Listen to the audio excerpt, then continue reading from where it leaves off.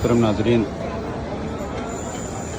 اگر آپ عمرہ کرنے کے لیے آئے ہوئے ہیں اور احرام پہنے ہوئے ہیں تو طواف میں یہ ہے کہ آپ اپنے داہنے کندھے کو کھول کے رکھیں،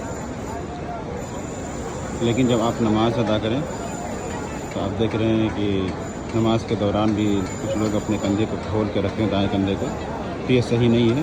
صرف طواف کے دوران آپ اپنے دائیں کندھے کو کھول کے رکھیں گے۔ بقیہ نماز میں یا ایسی ہی اگر آپ صفا مروہ کا چکر لگا رہے ہیں تو وہاں پر بھی کندھا کھولنے کی ضرورت نہیں ہے۔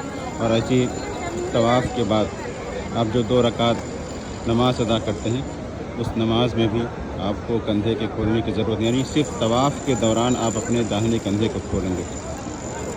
نماز کے دوران صرف اگر آپ نماز پڑھ رہے ہیں تو پھر دائیں کندھے کو نہیں کھولیں گے۔